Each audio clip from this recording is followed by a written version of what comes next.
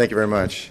First of all, I'd like to thank and congratulate Joe Buell for really organizing an absolutely fantastic conference here today. And he's asked me to speak about the indications for resection of benign tumors, and does the presence of laparoscopic hepatic resection change those indications? So what I'd like to do is talk about the current indications for resection of benign liver tumors, discuss the limitations of current diagnostic imaging, review some of the outcomes for laparoscopic liver resection of benign tumors, and of course promote the use of laparoscopic liver resections for benign and indeterminate lesions of the liver. So I think Dr. Busatil did a great job this morning discussing some of the benign tumors that we see in the liver. And certainly they break down into two main categories, the solid and cystic tumors. The three most common that we'll deal with from an intervention point of view are certainly going to be focal nodular hyperplasia, hepatic adenoma, hemangioma.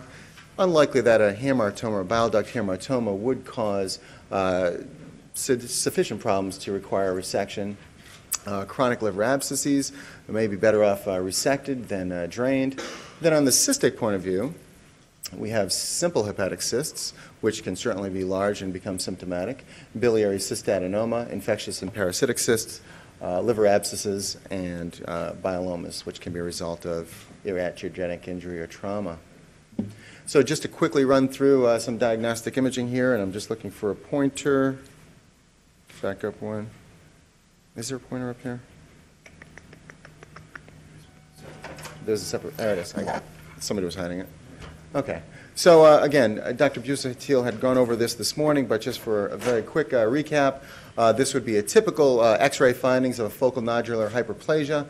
This is a hypervascular lesion, well demarcated with a central scar. As we know that there are no malignant potential involved with focal nodular hyperplasia, they can certainly become fairly large in size and usually become symptomatic when they're usually compressing adjacent organs such as the stomach, the colon, diaphragm, and other structures. Hepatic adenomas. Hepatic adenoma is a little bit of a different group. This would be a typical radiographic finding of a hepatic adenoma in a young woman. Generally, it's iso-intense in nature, usually low attenuation relative to the background liver, can be multiple in nature.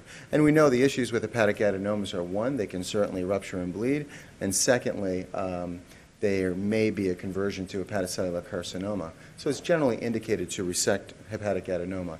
And of course,